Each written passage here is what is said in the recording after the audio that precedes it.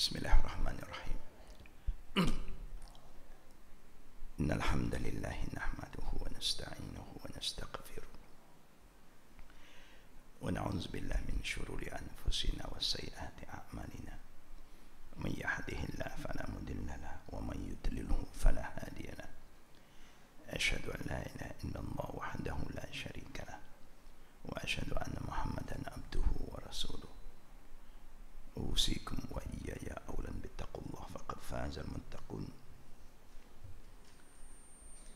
كما قال الله تعالى في القرآن الكريم بعد أعوذ بالله من الشيطان الرجيم: يا أيها الذين آمنوا اتقوا الله حق تقاته ولا تموتن إلا وأنتم مسلمون. وقال الله أيضا: يا أيها الذين آمنوا اتقوا الله وقولوا قولا سديدا يصلح لكم أعمالكم ويغفر لكم ذنوبكم ومن يطع الله ورسوله فقد فاز فوزا عظيما. أما بعد، قال رسول الله صلى الله عليه وسلم: أوصيكم بتقوى الله السمع والطاعة إلى آخر الحديث. السلام عليكم ورحمة الله وبركاته. Alhamdulillah, to all the sisters and brothers, let's begin our class with the morning dua, and also we make a prayer for Sister Nora Adlila Hussain, who is having breast cancer. This is the sister of Susanna Hussain, and inshallah we also will make prayer for those who have passed away among our Jama'ah, our loved one, especially Brother Haji Hadi, who have passed away. Bismillahirrahmanirrahim. Alhamdulillahi Rabbil Alameen. Allahumma salli ala Muhammad wa ala ali Muhammad kama sallaita ala Ibrahim wa ala ali Ibrahim innaka Hamidul Majid. Allahumma bika asbahna wa bika amsayna wa bika nahya wa bika namut wa ilayka nushur.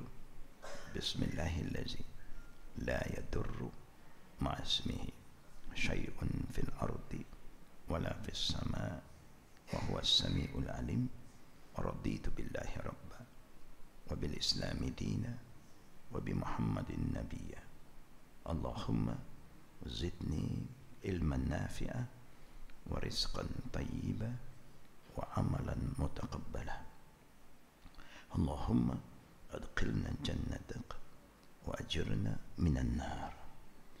Ya muqallibal qulub thabbit qulubana ala dini wa ala ta'atik. Khasatan Nur Adila Hasan, ya Rahman ya Rahim, yassir laha wa la tu'assir laha. Ya Hayyun ya Qayyum birahmatika nastaghis. Allahumma anta shafi la shifaa'atun illa shifaa'u ishfiha ya Hayyun ya Qayyum birahmatika nastaghis. Allahumma ighfir lahu warhamhu wa'afihi wa'fu anhu wa akrim nuzulahu wa wasi' mudkhalahu waghsilhu bil ma'i wal thalji wal baradi wa naqqihi min al khataaya kama yunaqqa as-thawb al abyad min ad-danas. Allahumma abdilhu daran khayran min darihi wa ahlan khayran min ahli wa zawjan khayran min zawji. Allahumma adkhilhu jannatak wa ajirhu min azab al-qabri wa azab an-nar. Rabbana atina fid dunya hasanah wa fil akhirati hasanah qina azab an-nar. Sallallahu ala Muhammad wa ala alihi wa sahbihi ajma'in Walhamdulillahi Rabbil Alamin. Amin. Ya Rabbul Alamin. Firstly, we'd like to convey the warm salam from our brother and sister in Dubai to all our brothers and sisters here, especially the revered sisters. Alhamdulillah, we have few meetings with the revered sisters who are very active in doing da'wah, reaching out to the non-Arabs, the Jaliyat in Dubai. To all the sisters and the brother, we always start our class with the zikr, is because as we age, we can forget a lot of things. Now when you're still healthy, alhamdulillah, our memory still is strong. We can recall a lot of good things. But as we age, you will see that there are a lot of memories is going to get weaker and weaker. So we keep on trying our best when we are healthy to remember Allah, so that it become habitual. That will help us. Anything that you do consistently is sure to benefit you. When you are not well, you cannot participate in the funeral prayer. Example, you cannot go and perform the funeral prayer. At least you can still pray for the deceased, because you are trained to make dua, not only for yourself, but dua for all the Muslims who have passed away. So all this kind of zikr, I hope we do it daily, not only Wednesday. Do it daily. You have to get used to it by yourself, so that inshallah, like what Allah said, وَلَا تَكُونُوا كَالَّذِي نَسُوا اللَّهَ فَأَنْسَهُمْ أَنفُسَهُمْ. Don't be like those who always forget Allah. You only want to call Allah when you need, but when you are okay, you forget Him. Why? Because Allah said, if you do that, there will come a time Allah will make you forget yourself. That's why you see a lot of people who have aged, it's easy for them to forget themselves. They forget who they are, they forget those who are close to them very fast.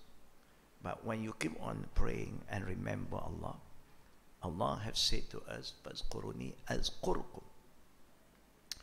If you always remember me, I remember you. When I remember you, I will protect you. I will help you to have a good memory. And this is very important. We know in life, in reality, good memory helps a lot. Especially when we're in a relationship as husband and wife, we know we have good memory. That's why we end up husband and wife. But in the same time, we know we have bad memories. But if you keep on looking at the good memory, it helps you. Nobody is perfect. We try to help each other. If you can't help the other party, at least you help yourself. That means you don't let the environment destroy your peace of mind. You have to be strong. Then only you can help others. When you are weak, you can't help others, because you have failed yourself. Like our children, they may have a lot of problems. How can you help them if you are not strong? You can't. A strong person is not come and bang, bang, bang, bang, and hit you, condemn you, accuse you, humiliate you, shout at you. No. A strong person, number one, the Prophet said, is a person who can control their anger. Number one. You want to see how strong you are when you have been provoked or you have some problem? Do you know how to control your temper?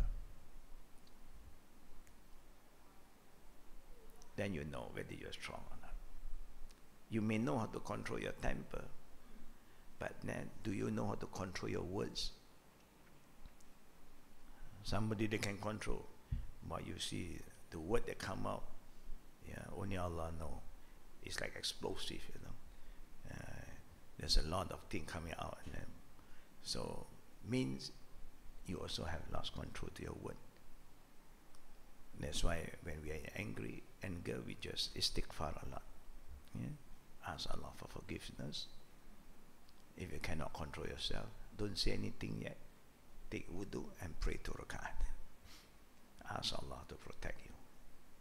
Then you can communicate better. Yeah? For Sister Nora Adlia Hassan, we pray may Allah give her a strong heart. Now sickness is in everybody. Cancer is in every one of us. We all have cancer cells. Either they are active or inactive. But we always have positive feeling towards Allah. Every illness, there is a cure. Now the first thing that we ask Allah when we encounter all this pain, Ya muqallibal qulub, thabbit qulubana ala dinik wa ala ta'atik. We ask Allah to strengthen our heart. Even our heart is in pain, to make sure that we are steadfast, we are istiqamah in obeying Allah. When you are not well, it's easy for you to get involved in a lot of things that is haram, especially shirk. A lot of people come to you and tell you, why not you go to see this guy, see that guy for this medication, that medication. You can do that. First thing you have to check what Allah said about matters to do with illness, sickness. Allah said, فَاسْأَلُوا أَهْلِ الذِّكْرِ إِن كُنْتُمْ لَا تَعْلَمُونَ. You have to ask those who are specialized. If you have a heart problem, you have to go to the heart specialist. If you have ENT problem, you have to go to ENT specialist. That's what Allah said. Ahli zikr. You don't just ask anybody. Then you know what problem you're going to go through. People recommend you take this, take that. We don't know what we are taking actually. No. Just an example. To minimize your problem. Assalamu rahmatullah. But you know, brother and sister,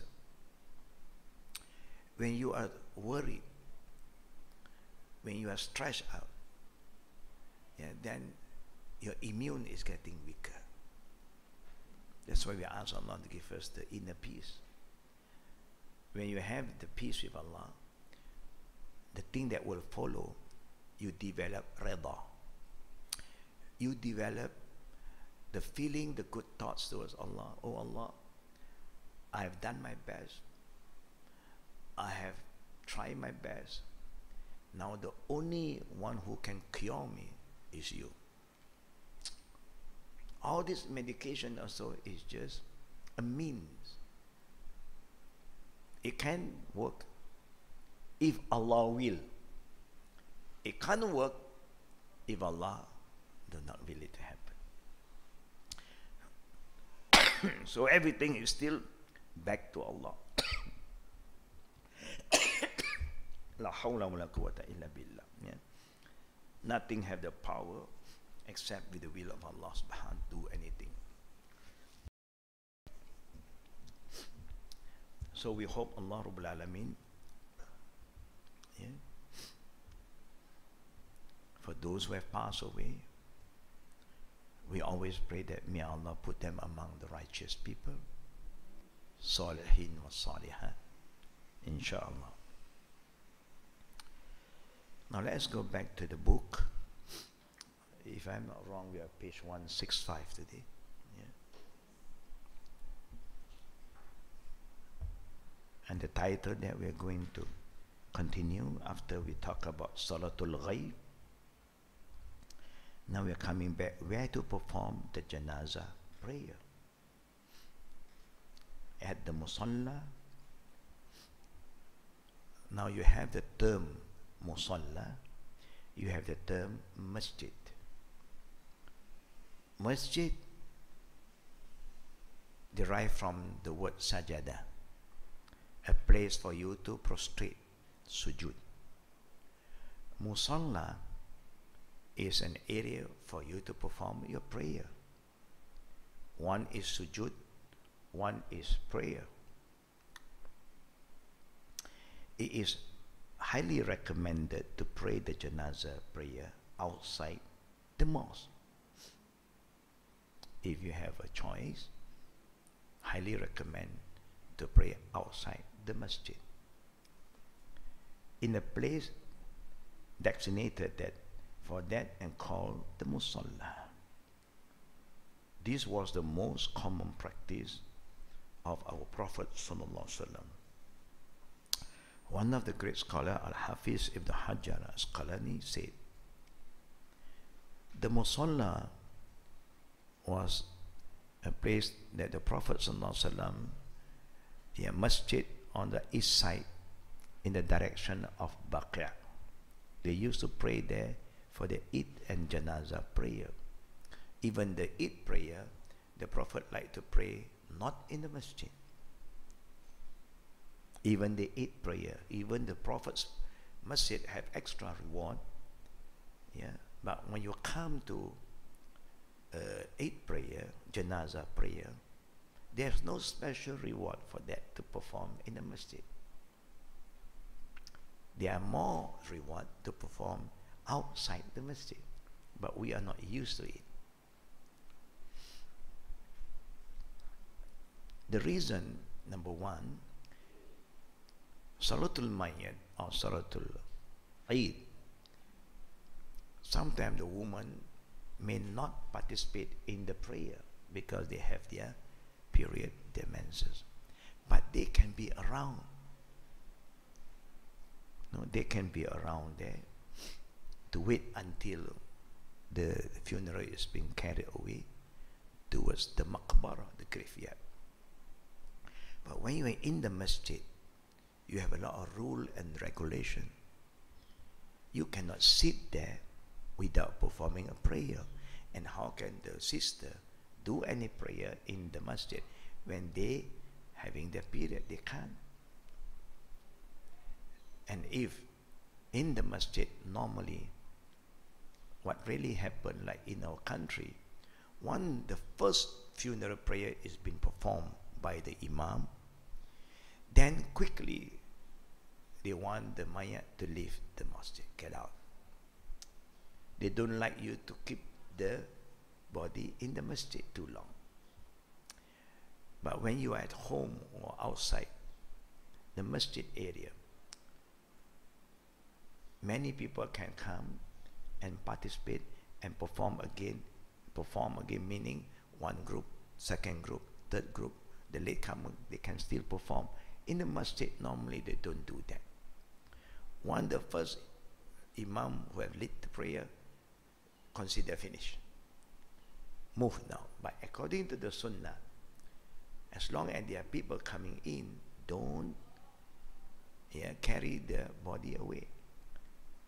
Wait, let the latecomer participate in the prayer, get involved, because the more people pray for the deceased, it's good for the deceased and good for the living, because you get reward of one qirat, the reward of the Mount of Uhud in Medina. That's why they recommend us to perform outside, but not say you can't perform inside. If there no place for you, then do it in masjid. Ibn Umar also reported, the Jew brought to the Prophet sallallahu alaihi wasallam a man and a woman of them, among them who had committed zina. He had them stoned to death close to the place of funeral near the masjid, not in the masjid. Now, in the time of the Prophet sallallahu alaihi wasallam, the Jew who are in Medina, when the Prophet was calling them to Islam, so the Jews said, do you believe in Moses? Do you believe in the Torah? Of course, the Prophet said yes. And he said, if you say you believe, then I want you to confirm, and I want you to execute the law of Moses. In the time of Moses, in the Torah, whoever commits zina among those who are married, they will be stoned to death. That is the law of the Torah. Maybe you all remember that I shared with you a long time ago. In the time of Isa alayhi salam, when he called the people to believe in Allah and to believe in Him, they said, if you said that you are here to affirm what was revealed to Moses, then this is a case of a zina.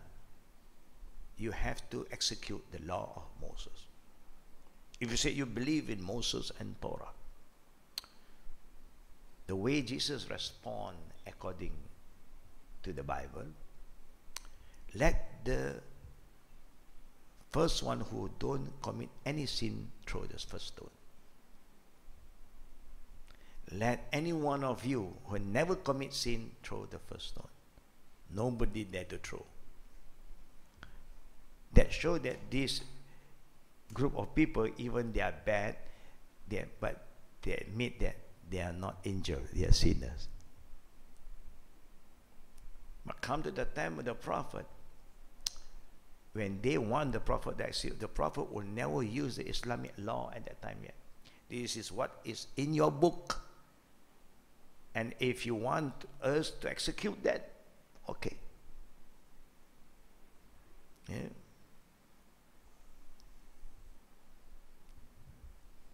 It's just like if you are in a non-Muslim country, but they respect your authority, your wisdom, and the law do not come after you, give you the right to do what you believe. They come to you and say, please, judge us according to our belief. Now we have our own belief. We are not going to follow other people's rule and regulation. But they come to us, they say, judge us according to our belief, their belief. Then we can do that. We cannot enforce our rule to them. Why? Lakum dinukum waliyadin. We have our own ruling, they have their own ruling. They want to follow that ruling, they can follow. But we as Muslim, we are not to follow other ruling. Because Allah said, وَمَنْ يَبْتَغِي غَيْرَ الْإِسْلَامَ دِينًا فَلَنْ يُقْبَلَ مِنْهُ وَهُوَ فِي الْآخِرَةِ مِنَ الْخَاسِرِينَ. Whoever choose other than the deen of Islam, other than the law of Allah, then I will not accept. Allah said, فَلَنْ يُقْبَلَ مِنْهُ, I will not accept it. You can do what you want to do, it's up to you, but I won't accept it. So at the end of the day, Allah said, أُولَٰئِكَ هُمُ الْخَاسِرُونَ. In Akhirah, we all will end up to be a loser. Because we have choose, as a Muslim, we have choose other than the Islamic law to solve our problem. It's a very serious thing that a lot of people are not aware of it. Because we have our own rule. Our own prayer. We don't follow others. Neither we force others to follow us. This is Islamic democracy.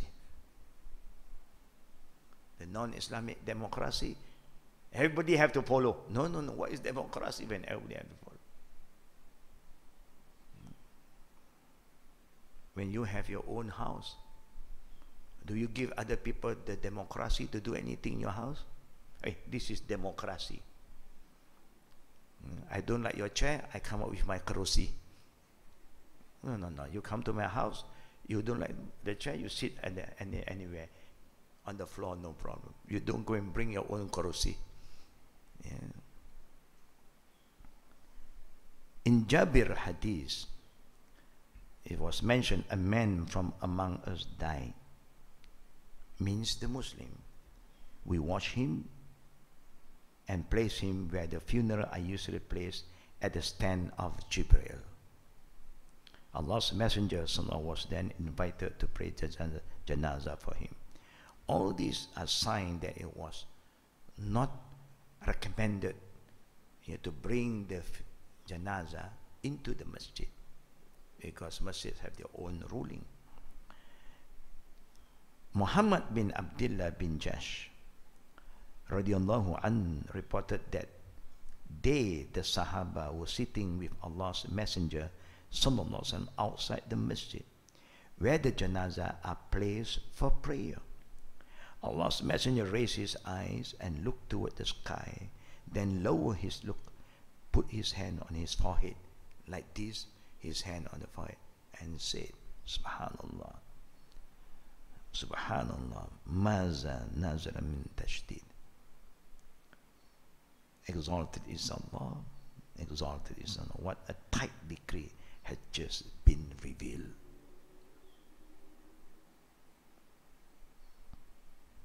Let me continue this first, then I'll come back to explain about this hadith. No one dared to ask the Prophet anything that day and night. They just witnessed the action of the Prophet and what he said. But nobody dared to ask the Prophet, because it's very heavy to the Prophet sallallahu alaihi wasallam. Then the next morning, Muhammad bin Abdullah bin Jas asked the Prophet sallallahu alaihi wasallam, what tight decree has been revealed?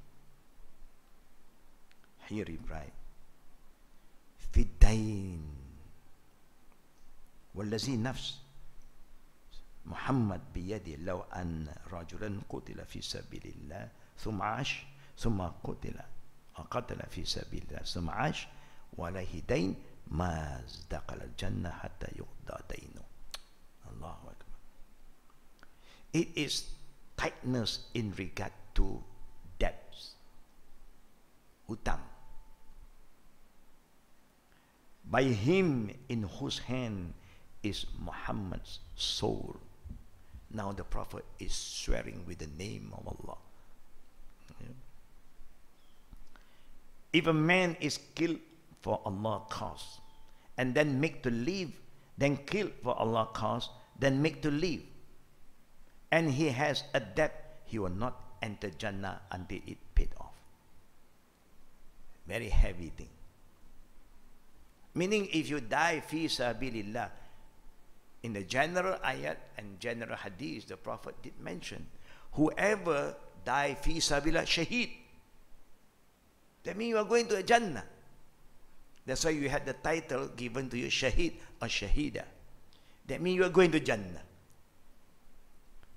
But you are stopped from entering Jannah because of only one thing. You have dying, you have debt. You owe money, take some money from here, take some money from there. You go to your brother, please, lend me 1,000. You go to your friend, please, 2,500 maybe. But you have a habit to borrow but not to pay. You like to borrow, but you don't like to pay. Yeah. You can buy so many things for yourself. You can travel here and there, but you do not want to pay back all the debt. Now you have a problem. You are sure to go to Jannah, but because of that habit, it's heavy.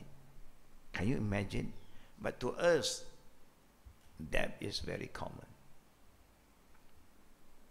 Now, the thing that I like to first share with all the sisters here is,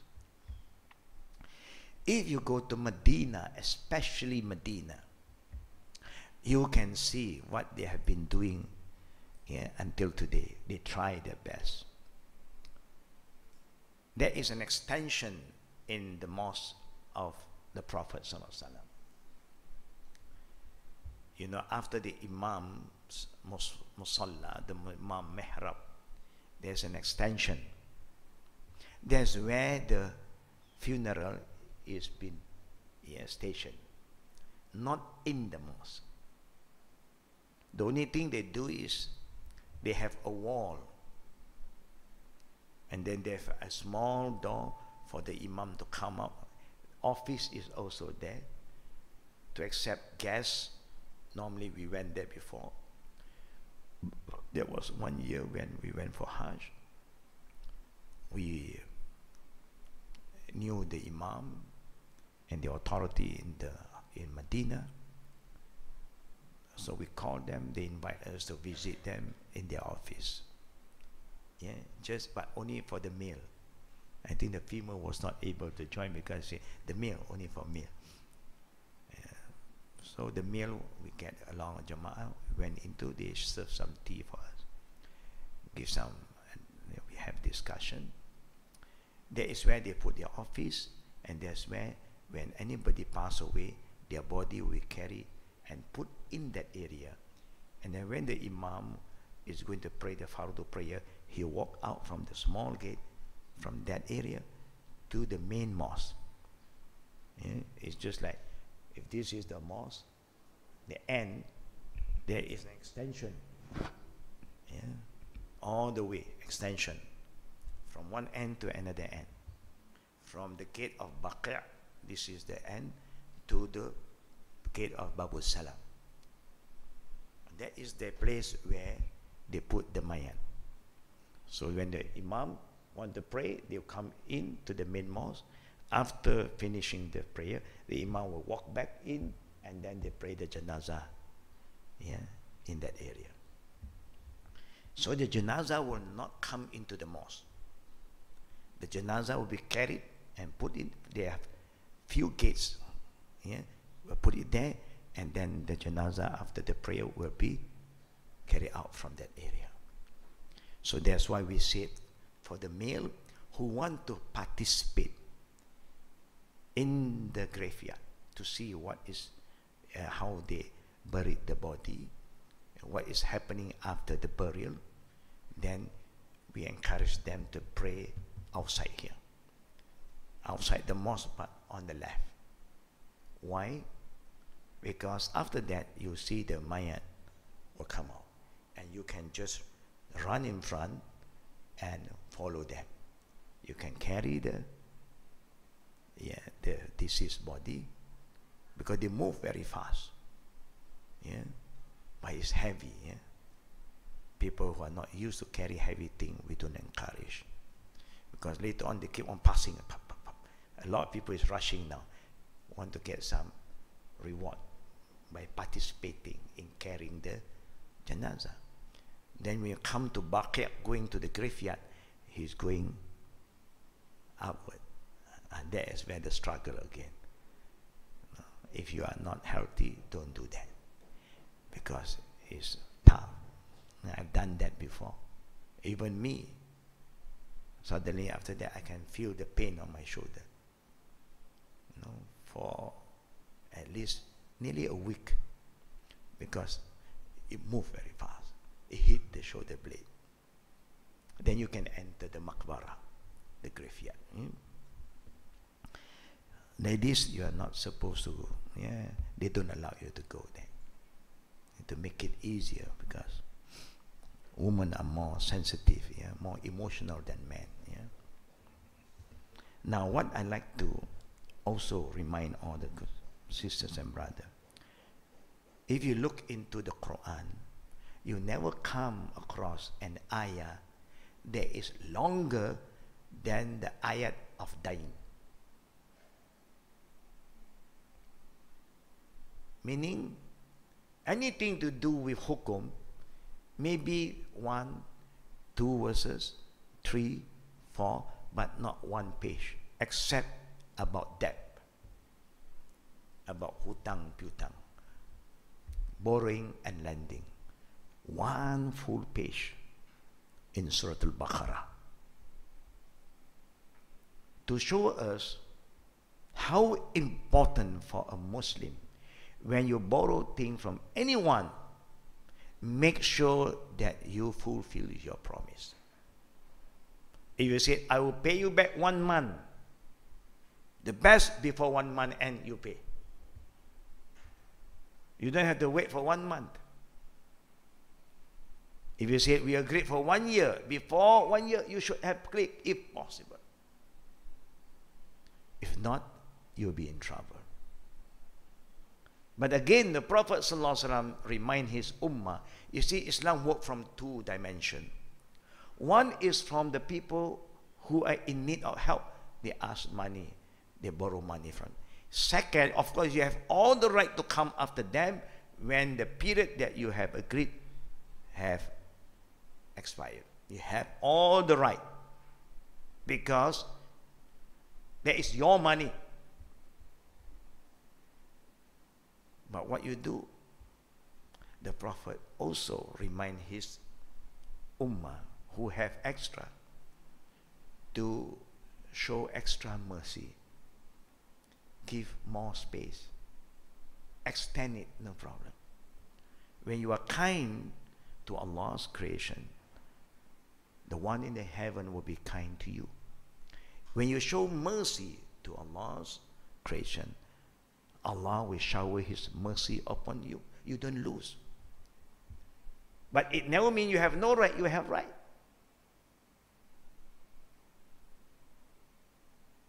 I think most of the legal way of lending, borrowing money, they give you warning, they give some extension.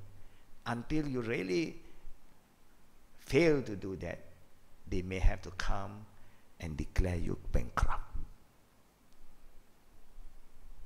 Fair enough. That means you have no right to take any loan anymore from anywhere, khalas, because you have a problem. You are not honest, you are not trustworthy, you have a bad habits.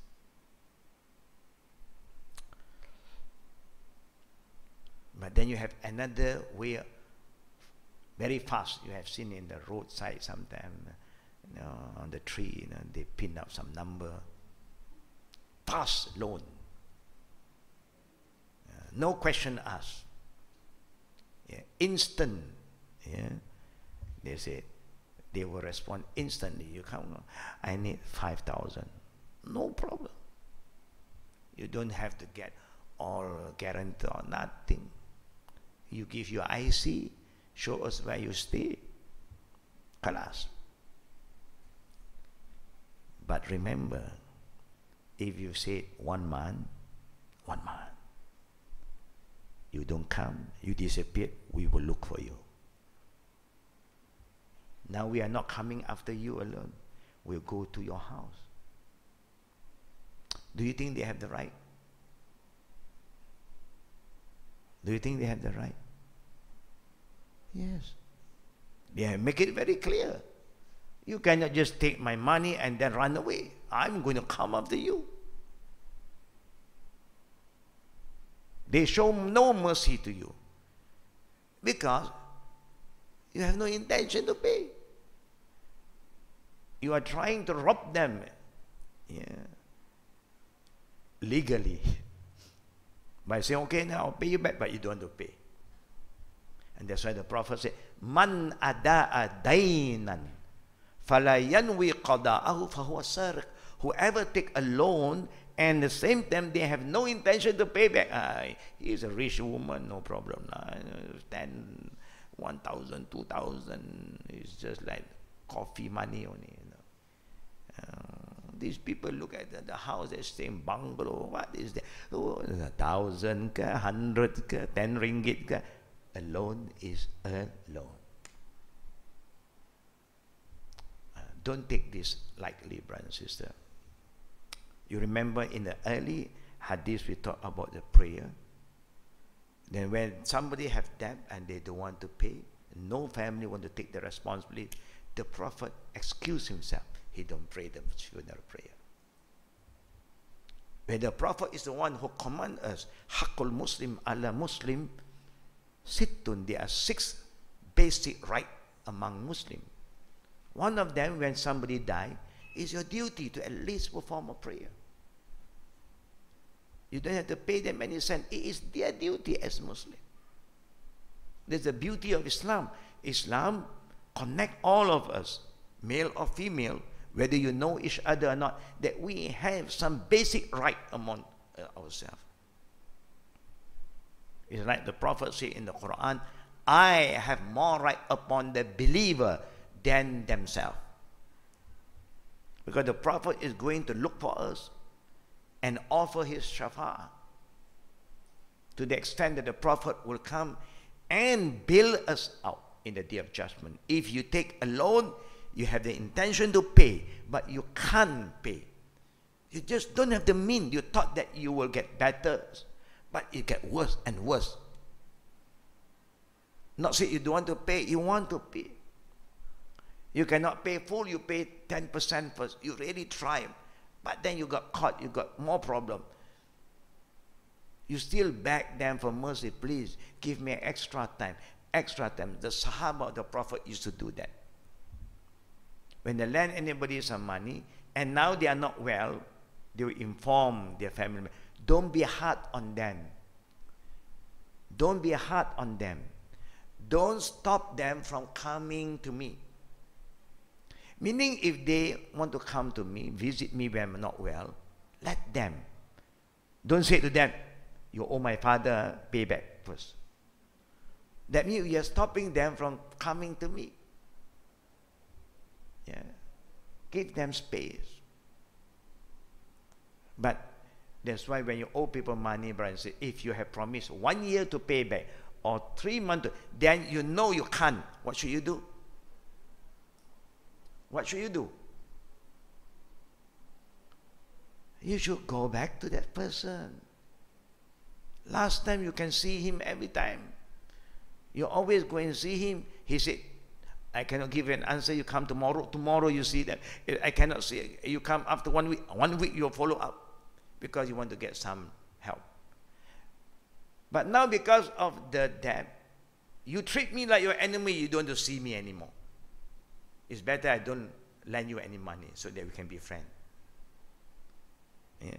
If I lend you money, you can't pay. Now you stay away from me. It's better you don't stay away from me. You know, I can help you. I help you. Yeah. If you think I have no money to eat, I buy some food and send it to you. Don't have to borrow money from me. Sometimes the borrower have problem, and they start to give excuses and so on. Yeah. It's not good. So if you can't, quickly you humble yourself, call them, see them, brother, sister, I'm sorry. You have been very kind to me. I just can't. I thought that my economy will improve, it get worsened. When you say, no problem, take your time. That's good. Allah will love you for doing that. But the one cannot take that for granted. When you have the means, you excuse that, oh, I still can't. Suddenly, you have money to go for a tour. Wow. No, I feel hurt now. You could excuse no money, no money. Wow, you go to London. You spend 4,000, 2,000, you have money. You say, give, because going there is not even a sunnah. Not wajib, not sunnah. It's just harus, mubah. But paying your debt is wajib. How can you do something that is not wajib and you ignore what is wajib? So you have to try your best not to run away. Oh, I don't have the mean. I don't have cash. What can you do? How do you pay? Sisters, I don't have cash. But I have some antique with me. Something very meaningful. My great-grandfather, the grandfather, grandmother gave it to me. Yeah, a ring. Yeah, a chain. No, very sentimental to me. But what is sentimental? When you owe people money. I have a watch. Very old one. But it's still working. Yeah. Can you take this? And you say, what is the value? I don't know. You can check in the market. Then take this as part of my payment. Not all, at least you are trying to do something. I have a plate, very antique, I hardly use.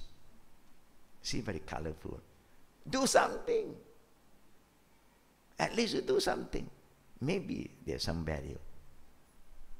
Or you can go to any antique shop, say, how much this if I want to sell? This one, 3,000. There's a value. For people who collect antique things, they know how to value. For you and me, old stuff, I also don't use. This is just an example. You have to give already. You cannot say, I have no money to pay you, but I have a Rolex, diamond ring, plus another, but I have no cash to pay you. What do you have in your finger? Show me your finger. Take this, go to the shop. Habib store, Habib jewelry. How much the value? Confirm.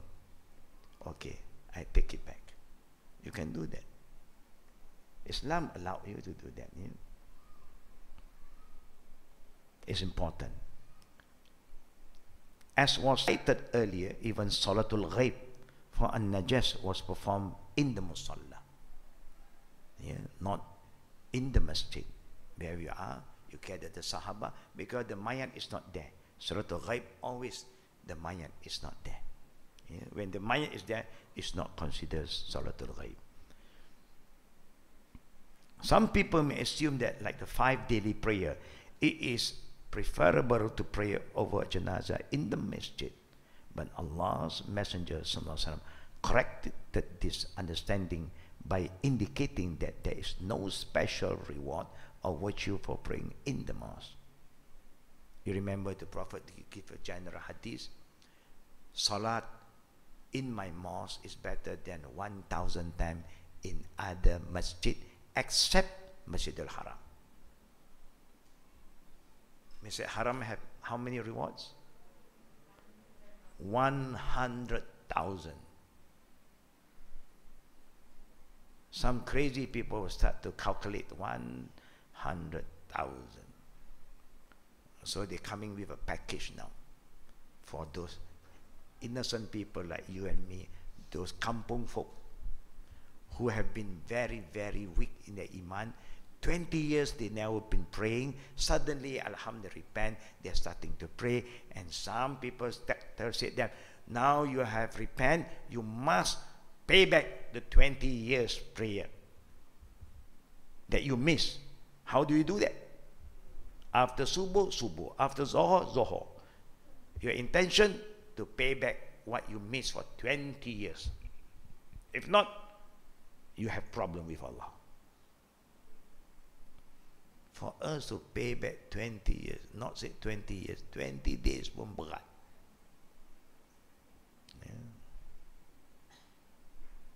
Some crazy people have crazy idea. Wow, one prayer, 100,000.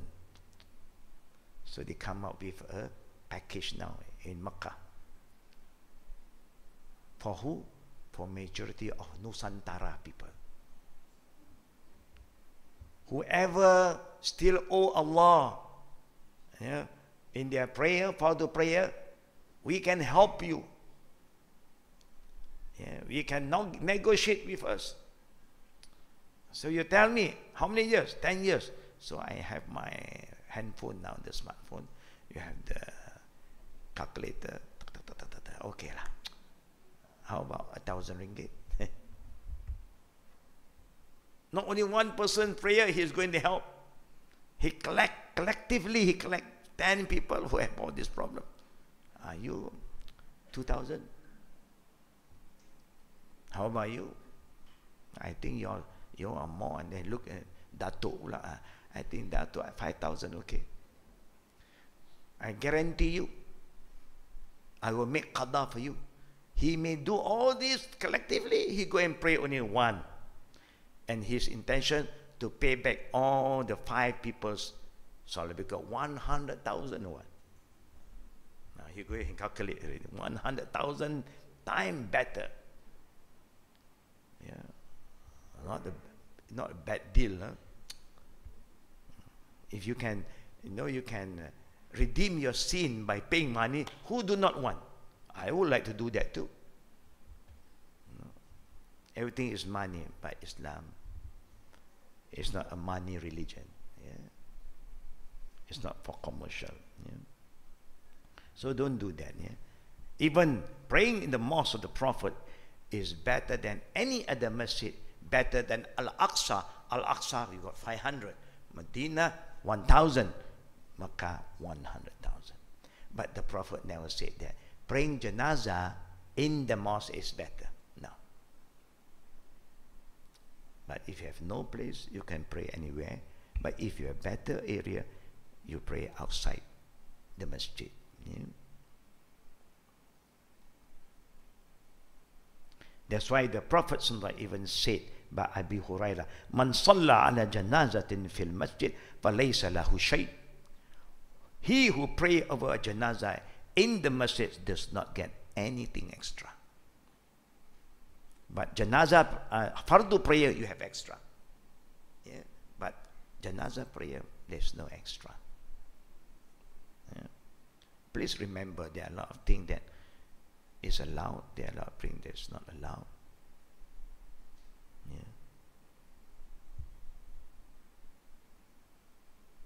Praying jama'ah in the mosque, the fardu prayer, do you have extra reward? How many? 27.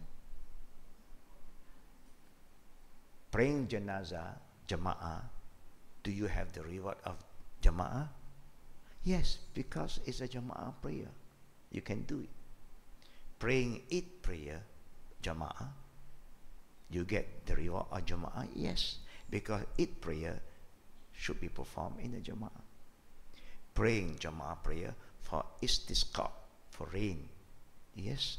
For kusuf, the eclipse of the sun and the moon. Yes. How about praying jama'ah for Salatul Tahiyatul Masjid? That one you can't. Because there's no jama'ah for Tahiyatul Masjid. You pray alone. You cannot just generalize, oh, let us pray jama'ah to get to it. No. Certain prayer, yes. Certain prayer, just you have to do it alone. Yeah. Abu al-Hasan as-Sindi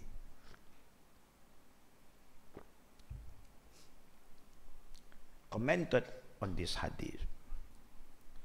This indicates that there is no additional reward for prayer in janazah in the masjid, as is the case for the 5 obligatory prayer. There is hadith on that. This hadith merely indicate that it is permissible to pray janazah in the masjid, but does not give a higher status of over praying outside the masjid. Yes, it is preferable to perform it outside the masjid, because this was the Prophet's frequent practice, having prayed in the masjid only once or twice. Let us look at what Aisha have to say about this. As expressed above, it is permissible to perform Salatul Janazah in masjid. Aisha radiallahu anha, Ummul Mu'minin, reported that when Sa'ad bin Abi Waqqas died, the Prophet ﷺ wife requested that the janazah be brought into the masjid so that they would pray for him. He was brought next to the house from within the masjid, and they prayed for him. The janazah was then taken out through what was known as the gate of funeral. When some people heard of this, they criticized it, saying this is bid'ah.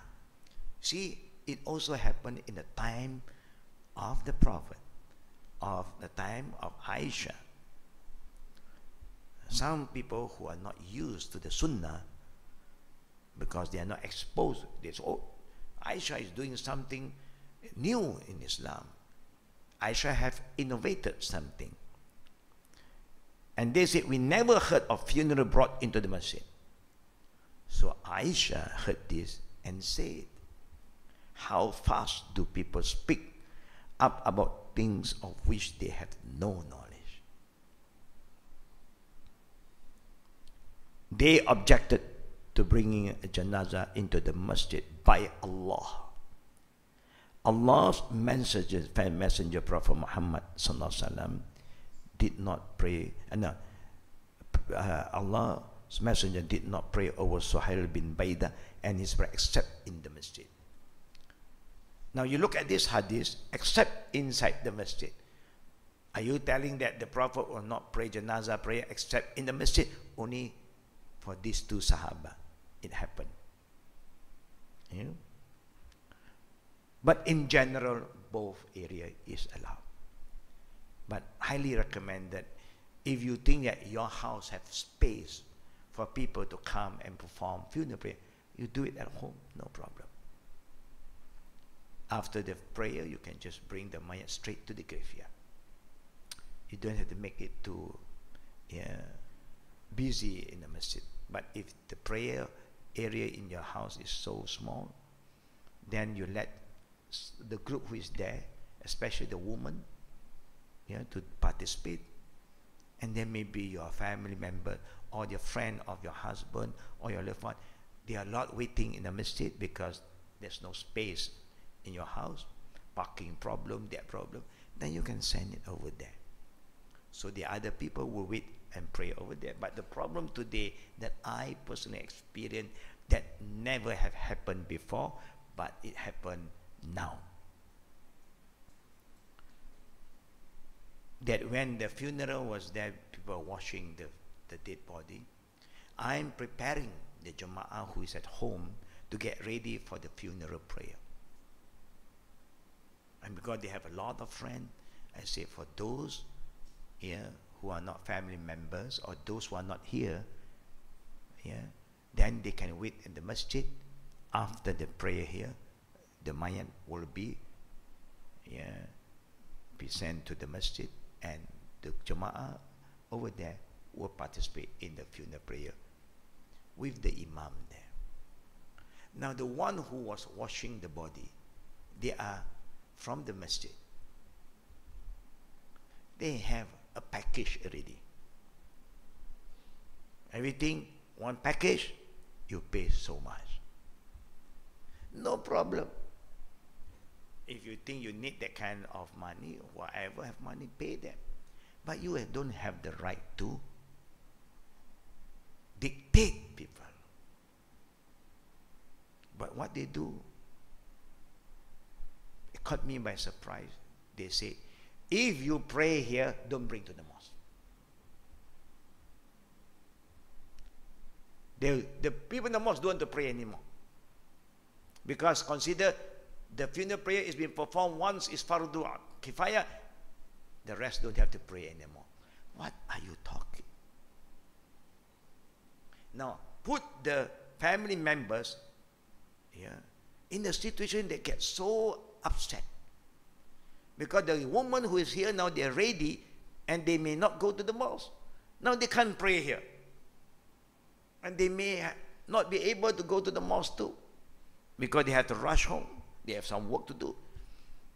Because people want to die, he never made any appointment. I only die at this time, so everybody have no more work can come. Evening time. You cannot book your dying time. If you can book, easy. I only die on public holiday, alhamdulillah, so everybody is free. So you die at any time, then the people cannot take leave, they have work, but the office do have some kind of mercy. Because of death, you can go, take 1 hour, 2 hour break. Example, make it easy. I was shocked. Now the family members were very upset. What to do? Ask me. I hear while they are washing, I'm preparing Jama'ah how to perform funeral prayer. Everybody is ready. Suddenly, the group said, if you pray here, don't bring to the mosque. If this is my family, I say thank you. We don't have to go to the mosque. No problem. But those who are not strong enough, they get confused. What to do, Ustaz? What to do? I say, no problem. What do you think? I don't want to pressure them also. I can say, what nonsense are you talking about? Who give you the right to say this? But since it's not our funeral, so I asked the family member, what do you all think? We don't know, Ustaz. Never mind. I show you a better way out. We don't have to have any kind of misunderstanding now. For these people, they have this mindset already. We all go there. We have no problem. But when you are there, that means they have the imam ready already. No problem. Who also can lead, who know to lead the funeral, you know.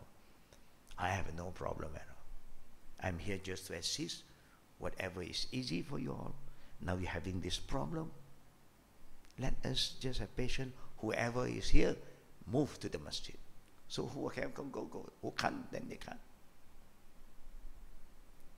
This is the problem we have. I don't know why we have this crazy idea. Why you stop people? Where Islam never stop anyone. Even in the mosque, if the first imam have finished their prayer, you have latecomer, don't take the body out yet. Let the second group come in. No issue.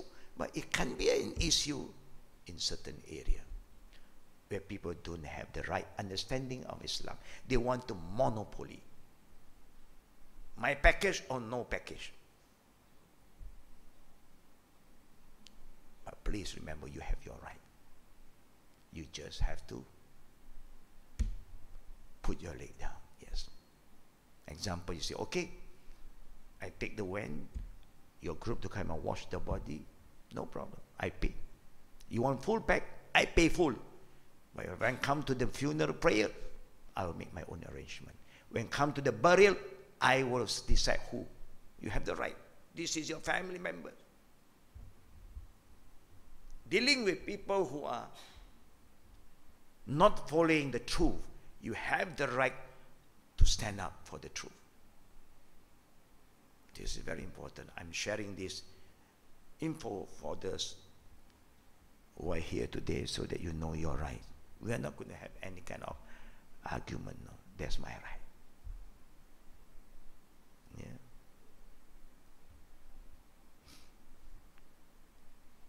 About the grave. Can we pray at the grave? It is generally not permissible to pray over a janazah among the graves.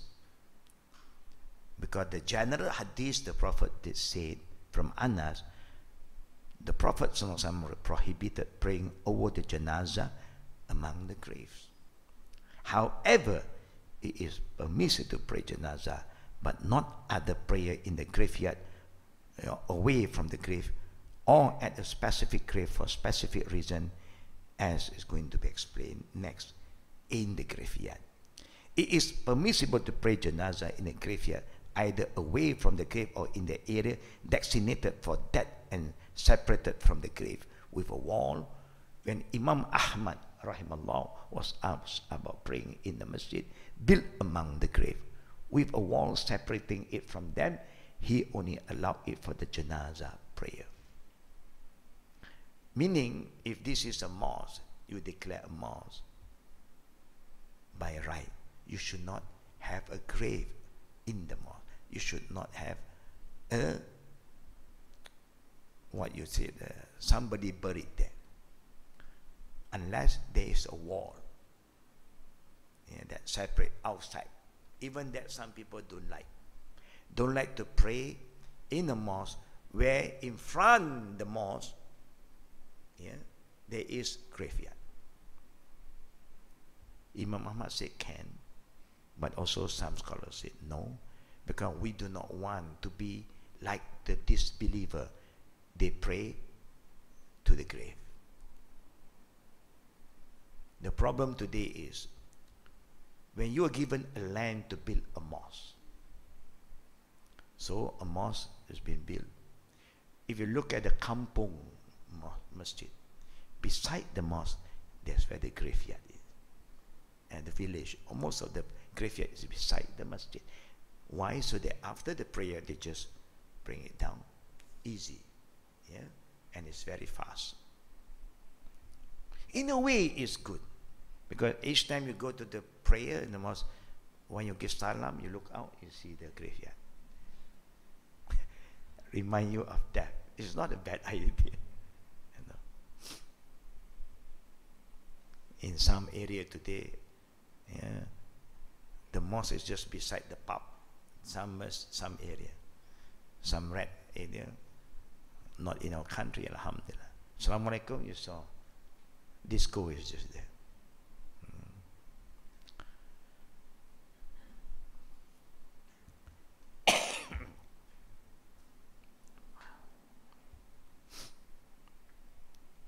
But what happened when this space is taken after years? No more space for burial. But now they have extra space outside. Now this is where we are not wise. When you want to do anything in the future development, don't build or declare that this is the extension of the graveyard in front of the mosque. Don't put anything like that in front of the mosque. Either you extend right or left, but not in front. So that we are different with the disbeliever. They have that idea. We don't have. Because we do not want to face the graveyard.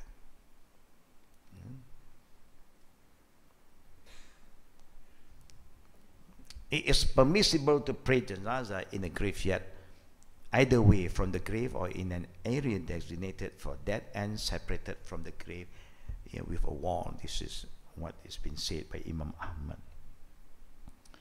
Now he said it is not permissible to pray in a masjid among the grave except for janazah prayer, because this is what the sunnah directs in their regard.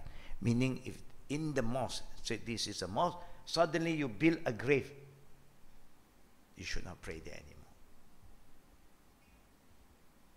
In Penang we have this.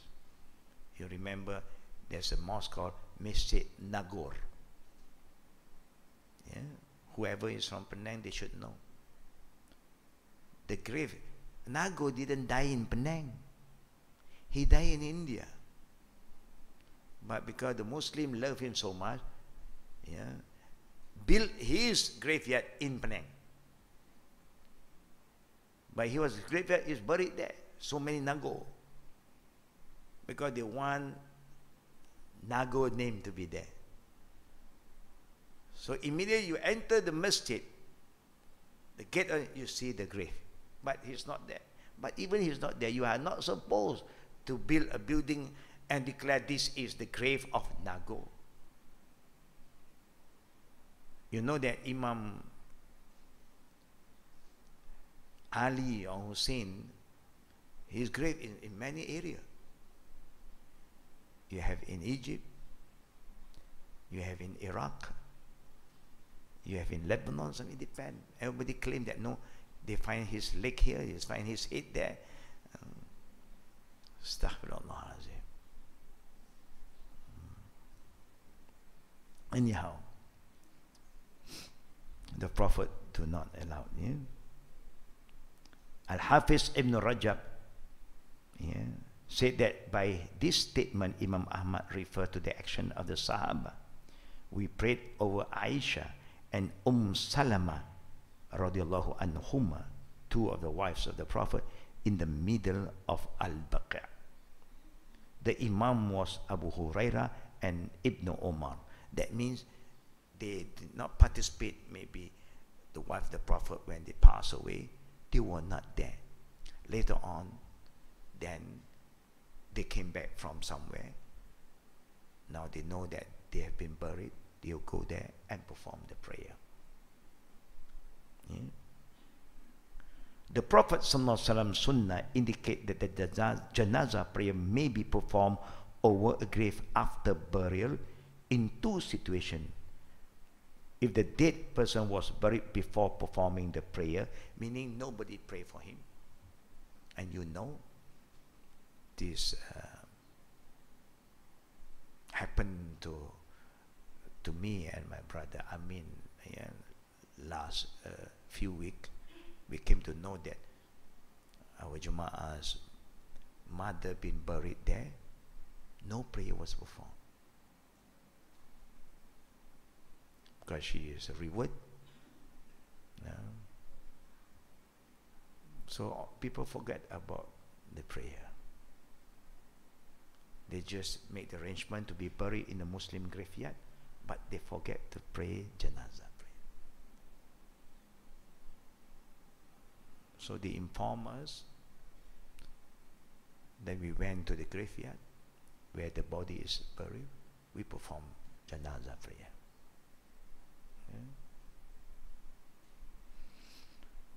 Then you can do that. It's part of the sunnah.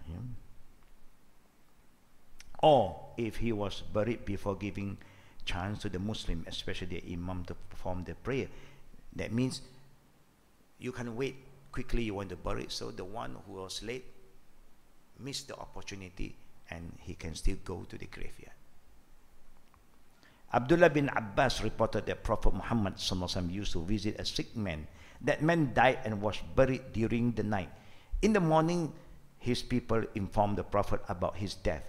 He asked, "Ma mana'akum antu limuni?" Why didn't you inform me earlier? They replied, because he died during the night and it was dark. Thus we hate to disturb you, O Prophet Muhammad sallallahu alaihi wasallam.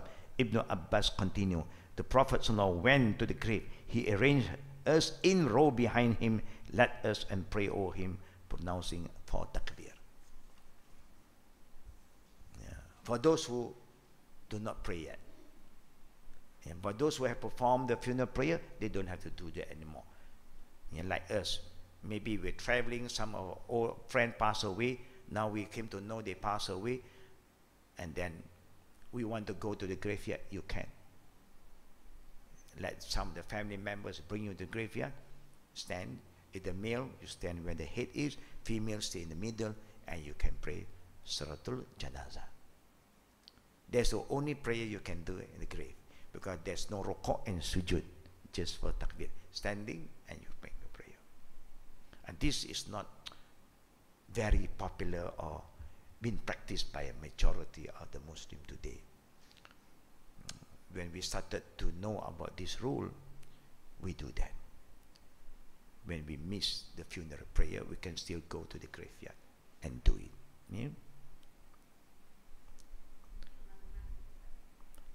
Normally the time of the Prophet, within 1 month, if you know, you don't have to delay. But if you do not know, then when you are being informed, you can go. The same go to another hadith. Abu Hurairah reported that a black woman used to clean the masjid, the caretaker of the masjid. In the masjid, sometimes you have women and men who is cleaning the masjid. No problem. Not say only men can do the cleaning up. You can have a cleaner also among the female. They used to pick up dirty rags and sticks from it. She died, and after the few days, the Prophet missed her because the Prophet don't see her. He asked about her, Aina fulana, and was told that she died. And she said, why don't you all inform me? Shouldn't you have informed me? They told him again, because she died at night and we have buried her. We hate to wake you up. Then he said, show me her grave. They guided him to it, and he stood over it, prayed janazah for her. Then said, In hazihi al-kubur mamlu'atun zulma. Indeed, this grave engulfed their dweller with darkness. Wa inna Allah azza wa jalla munawwiruha lahum bisalati alayhim. And Allah illuminates them by my prayer for them. Yazid bin Sabit reported that he and other companions went with the Prophet to Baqi'. He noticed a new grave and asked about it. He was told, this is the grave of so and so. She's the servant of such and such. Even you are the servant, maid, and so on. He recognized her and said, shouldn't you have informed me? They replied, she died at noontime. You were fasting, and resting. We hate to disturb you. Then he said to them, yeah, do not do this again. Yeah? I do not want to hear this again. Whenever a person dies, while I'm still among you, inform me, because my prayer for him is a reason for mercy. Yeah? So it's very important for us to understand that we can still do that if we miss. Yeah? You are a latecomer, you can straight go to the grave. Yeah? What a lot of people are doing, busy decorating the grave. Flower, water. There's so much rain in Malaysia, you don't need any water anymore. You know, they have a belief, they want to give her or give him some drink. Yeah. Sometimes we have this idea that have no basis at all, just superstitious. Yeah. If you see somebody bringing a flower, they have good intention, but they don't know the adab. If you love the grave properly, the deceased, take their flower from them. Thank you. Pass it to me. You bring the flower back home and put it at home. At least you benefit from the fragrance of the flower at home. The mayat don't need. He don't want you to cry, I love you, and then you do prayer, that's all you have to do. I remember the royal family from police, because they know the rule. And the Mufti was very, very firm about this. You know, royal family, being royal family, a lot of important guests will come. They'll bring flower and flower. The not yet Muslim also have their own way of offering their respect. But because they know the rule, the family come and take it all away and put it in their house. When you have knowledge, it's easy. But you don't blame the public don't know. They have their own way. Yeah. But we have to educate the people. That's how we come in. Yeah? Any tradition that against the teaching of the Prophet, we have to do something. If we come from the top, it's easier. Normally the top fail to do that.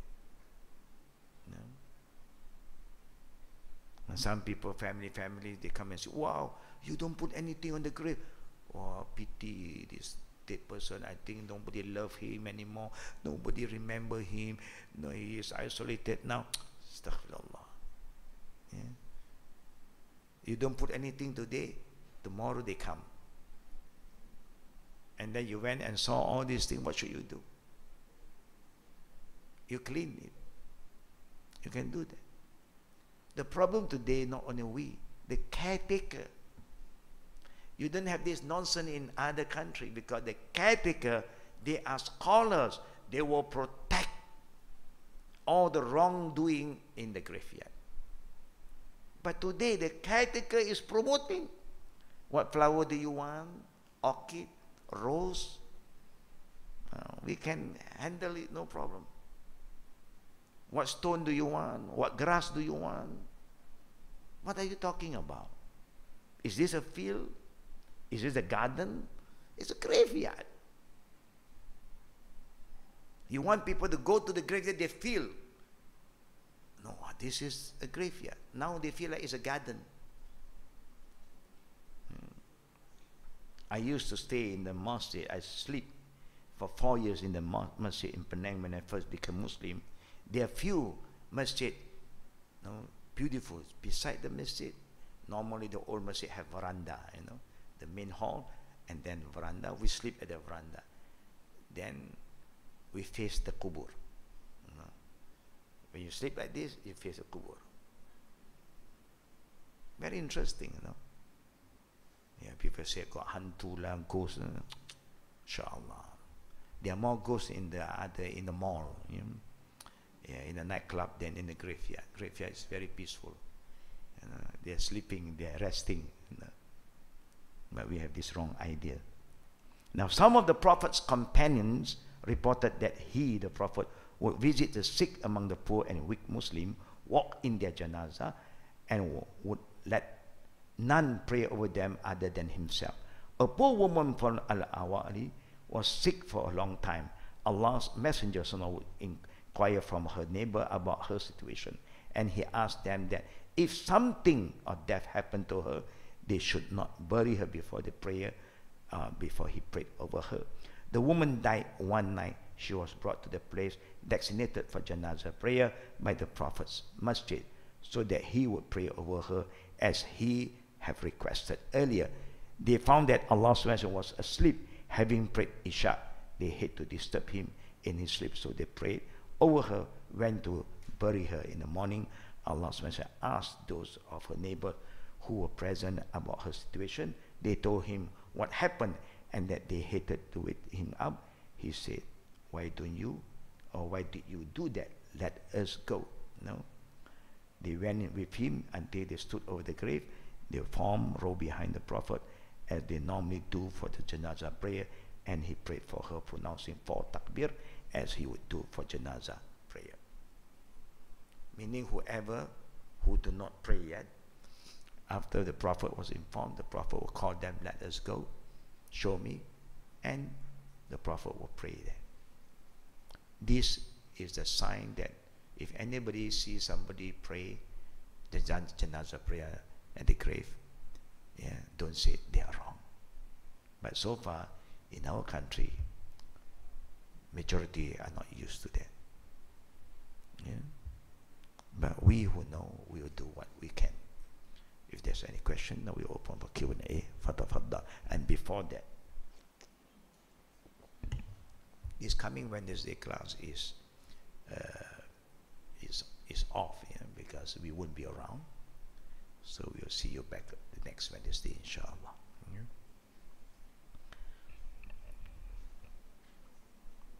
Lately, you have been having a lot of activities abroad. There's a lot of needs that they want us to be there, yeah, for the rivers, like in Dubai. Yeah. We visited 2 rivers centers dealing with the sisters. Yeah. And we are going to Japan soon, inshallah, for other meeting, inshallah. Now, question? Now, Father, sister.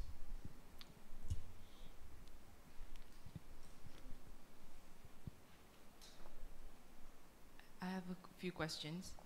The first one would be about the debts just now.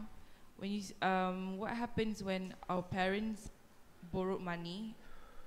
Either they grow old and they can't afford to pay the debts, or they pass away and did not pay the debts.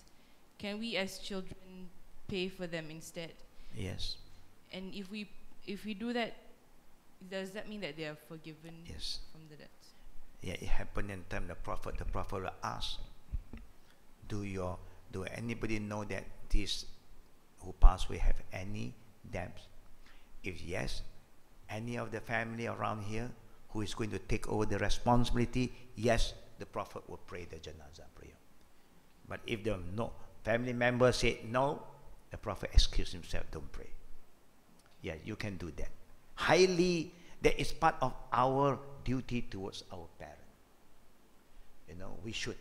But if you can't, then you should take the responsibility. We will follow up.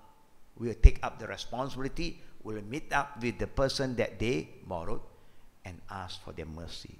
Please forgive, my parent. I'm the children. This is the amount. But you must make sure it's true. That's why anything to do with that, you should write it down. No confusion. Because people can argue, do you have any proof? Sometimes when you don't have enough proof, then it's difficult to demand, to ask for your right. It's up to the other party to trust you or not. You see, but if we have all the written document, black and white, that's why it's very important for us when we have debt. We call our children when we age, tell them, Papa have this debt, so much, so and so. Mama also have. Please remember. It's like a wasiat. Our wasiat to the children, so that they don't have to argue. No, they know. They can write it down. Okay, so and so. If something happened, you don't have the mean.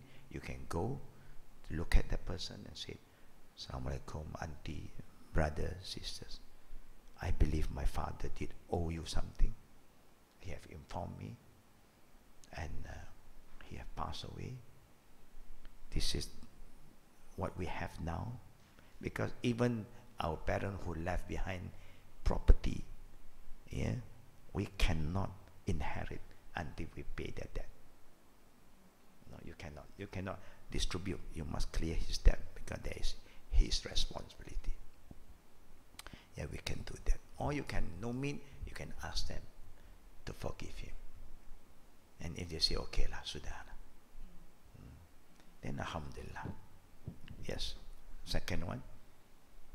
Just now you said that the debts you can either pay it with the valuables that you have. So would it also be possible to pay debts with services if agreed by the loaner? As in services, like you work No. for them? By right, Islamically, if they have come up with all this interest, we say we can't. It's up to them. When it comes to interest, you are not responsible in akhirah anymore. Don't worry. Here they may come after you. No, no, no. You must pay the interest. I'm sorry. We Muslim, we can now get in interest. You're not happy, you wait us for akhirah. Anyhow, I'm not the one who borrowed.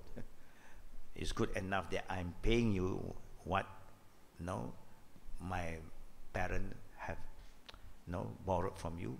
You have an agreement with them, but the agreement I don't acknowledge. I acknowledge the amount, but I don't acknowledge the interest.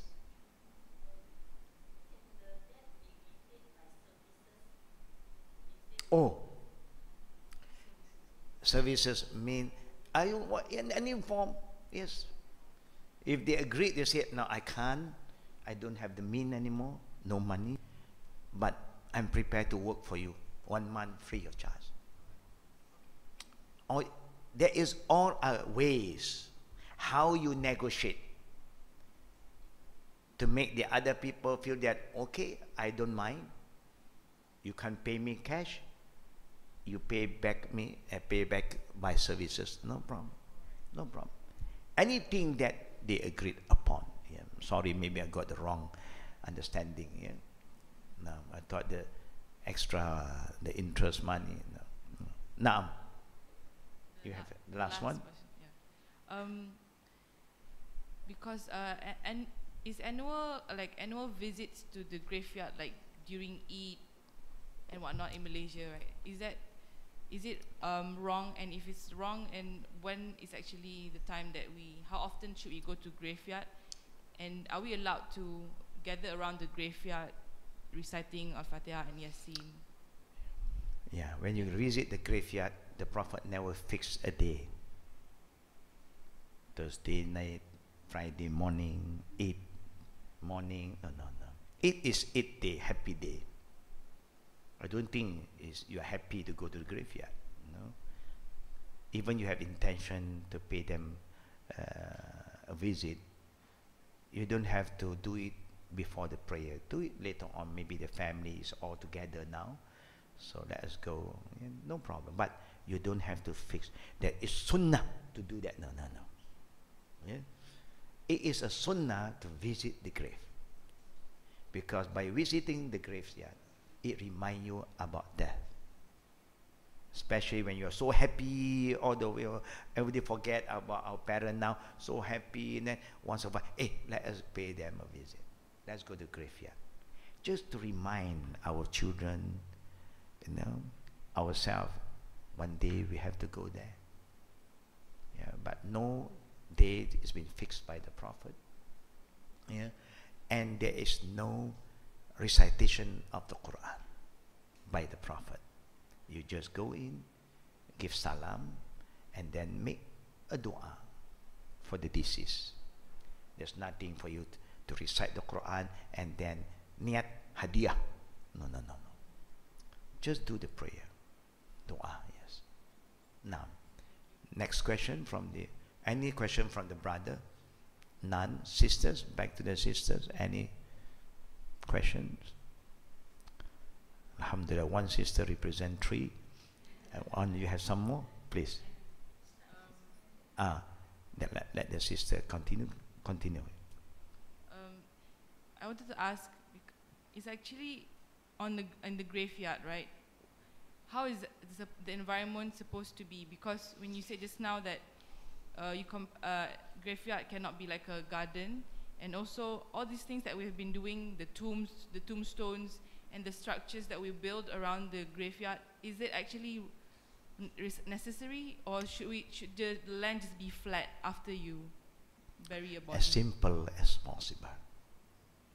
Even the Prophet said, "Ala tasma'un, ala tasma'un." Don't you hear? Don't you hear? Innal bazazata minal iman. Simplicity is part of iman. And the Prophet command Ali radiallahu anhu to level the grave that is been built up, it's been erected too high. But of course, you don't have to make it flat totally, because the earth will sink.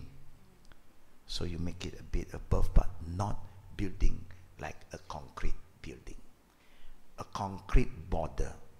Why? Because Muslim graveyard is not private property, it's waqaf land. So after some time, they can just dig up again. Any bone, they just push aside, the next body will go down. Today, we have made it so complicated. We are just like the disbelievers sometimes. They have their private, now we also want to make it private. Or this is ours. No, no, no. It belongs to the Muslim. I show you one example. Have you been to Medina before, sister? Not yet. If anybody have visited Medina, you can see Baqi'. Baqi' is just beside the Prophet's mosque. Baqi' was there from the time of the Prophet, 1,400 years ago. And still can accommodate the Mayan. According to us, 1,400 khalas. You don't know how big the graveyard have to grow, have to extend, because they do it very Islamic. No nonsense. The caretaker are scholars. They don't allow all this kind of building concrete. No, no, no, no, no. They don't allow you to bring flower, water. No, no, no, no. They will just take it away from you, because it's not done by the Prophet or the companions. So if possible, some of the graveyard that I knew, my brother graveyard, my family-in-law's graveyard, we informed them not to do, alhamdulillah. You just raise up a bit to make sure that the whole area do not sink and don't have concrete border, because that is not your land. Now, sister, last one. Assalamualaikum, Ustaz. Waalaikumsalam warahmatullahi. Is regarding this bulletin Al-Khadim, Alam Kubur and Barzah. It says yes, perempuan yang enggan menyusui anak-anak mereka, dia digantung dengan tubuh diterbalik and and so on. So is it sinful if a mother who gave birth, but maybe some people, she decided she wants to work and she doesn't want to breastfeed the baby and give formula milk to the baby, is it sinful? Yeah, one thing I would like to share with all the sisters: when you are married and you have a church baby, you must know the right of the child towards you. 2 years breastfeeding. Now, if you don't give breastfeeding because of a good reason, there's no sin involved. Because you're not healthy, you can't produce enough milk, then no problem. You do whatever you can. But if you, because you want to take care of your body, you say my body is more important than my baby, then it's wrong. Because there is the right heart of the baby towards you. So if you're doing that for your beauty, of course, you're in trouble. Okay, my next question is, kubur is not supposed to be built near the masjid. But what about Masjid Nabawi? Not you can build, but not inside. Yeah. But what about the Prophet Sallallahu Alaihi Wasallam. and his Graveyard. two companion Umar and Abu Bakar inside the Masjid Nabawi? I mean, Yeah. It was what not about inside the masjid it's before. it's not inside the masjid. Yeah. Oh. That's why the Prophet said, Baina baiti wa mimbari rawda min al-jannah. The mosque and the house of the Prophet is Just a part next of to it. each other, Oh, okay. not inside. Just Only when later on, when people extend the masjid, they extend in the wrong direction. They should move one side, okay. but they extend the other side too. And now the grave is in the house of the Prophet. Not the grave, the house of the Prophet is inside. Okay, my last question is because my daughter always asks me, because you know when it's easy to explain like pork, okay, why you can't eat pork because of the scientific reasons and etc. But she always say, you know, dogs are so cute. Why can't Muslim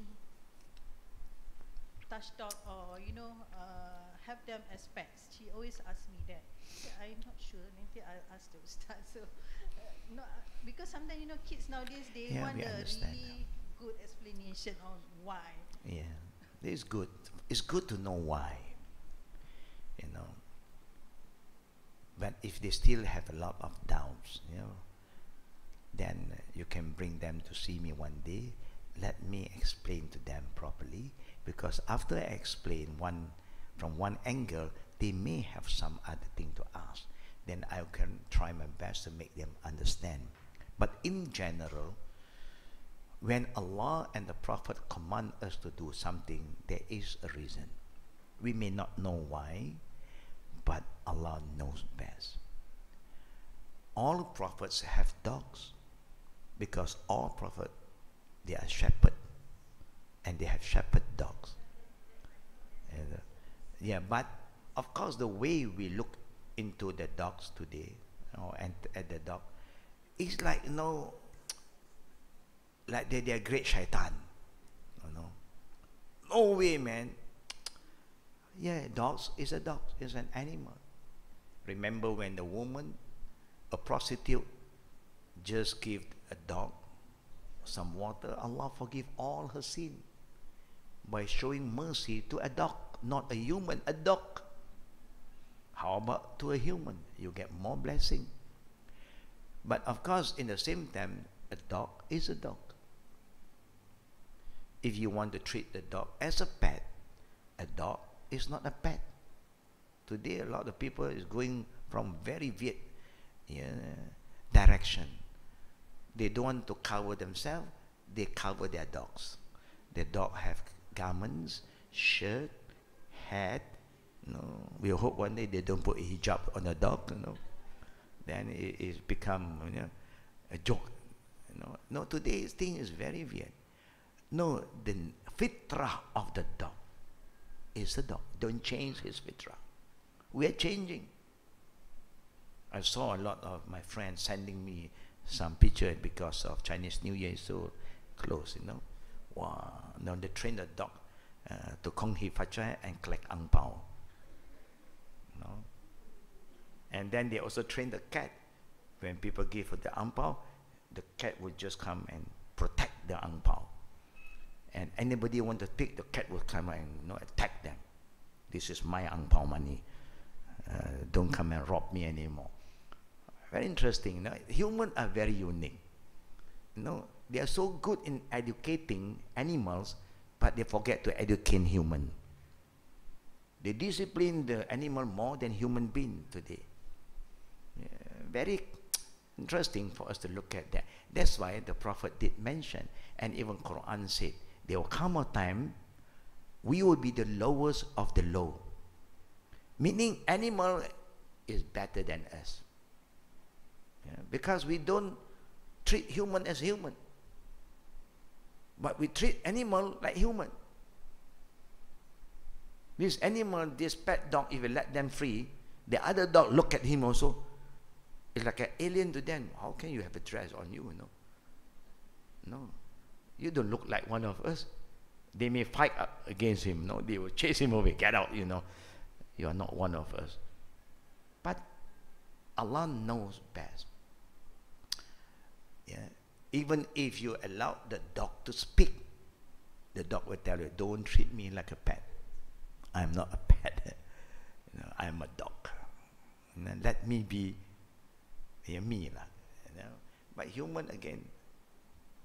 But there's more thing to discuss about that.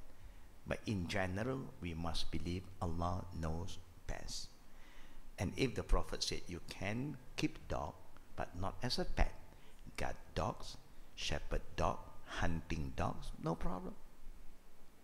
We are not treating dog in general that they are so dirty, filthy, bad. No. They are still Allah's creation. But there's a limit for everything. This is our value. The latest video that we received from India, maybe you all have seen it, Wallahu Alam. They say, be careful of mutton biryani. It's scared to have prepared mutton biryani. Mutton you have to buy. It may cost you a lot. Cat is free. You just go to anywhere, you see cat around, put some food, they come, make friends with them, take them home, and then find the right time. Bismillah, of course. But not the Muslim. I don't know who is doing that. I don't think Muslim will do that. Because Muslim don't do crazy thing like that. No, but the people who don't believe in Allah, they can do anything. In Saudi, last time they are catching dogs. And then they cut it and they make it like goat. We don't see anymore. And then we eat, wow, tastes good. Now in India, cat. Can you imagine what is happening to us? How cruel we are. You want to do business, do halal business. If you want to sell cat biryani, no problem. Make it clear, cat biryani. That's all. If the law said you can sell. And if those want to really eat cat biryani, what can we do? Just example, be honest in your business. That's why the Prophet said, Man ghasha falaysa minna. Whoever do business and they lie, they cheat, he's not my followers, he's not my ummah. How can you put a cat meat and you say mutton? No, you really are a great liar. Inshallah, maybe Malaysian biryani is real biryani. Next time you have problem, I only want biryani rice. Meat, I choose myself. The time may come. It's like what you've seen in the video sometimes. They're making rice from plastic. Making vegetable from plastic. Astaghfirullah al-azim. Can you imagine what is happening to the world today? Where is the authority? No. These kind of people, you should execute them. They are killing the people because of money. Astaghfirullah. Now we are worried. Anything when you eat, we think also twice. This one real ka, tak real ka. We get upset unnecessary. Don't want to eat, we get hungry. No. If we fall sick, eat plastic, non-plastic. Astaghfirullah. Yeah. Now the eggs also coming in already. Eggs. Cabbage. Astaghfirullah. Brother and sister, may Allah protect us, protect our children, inshallah. So don't forget, Wednesday, the coming our classes is off again. We will continue later on. And also, I just want to humble reminder for those sisters. I remind you before, but in case you may forget, I also may forget. We have this policy of LOU to help Al-Khadim activities for 1 year. So anybody, LOU is a contribution yearly, 1,000 ringgit to their office, Al-Khadim, to make sure that whatever activities that we're doing for the whole year, at least we all do have some share inside it, inshallah. Yeah? So you can check with the office, inshallah. For those who have done that, may Allah reward you kindly. Yeah? And may Allah accept our deeds, inshallah, and forgive all our sin. Subhanakallahumma bihamdik, ashhadu an la ilaha illa anta, astaghfiruka wa atubu ilayk. Assalamu alaikum wa rahmatullahi wa barakatuh.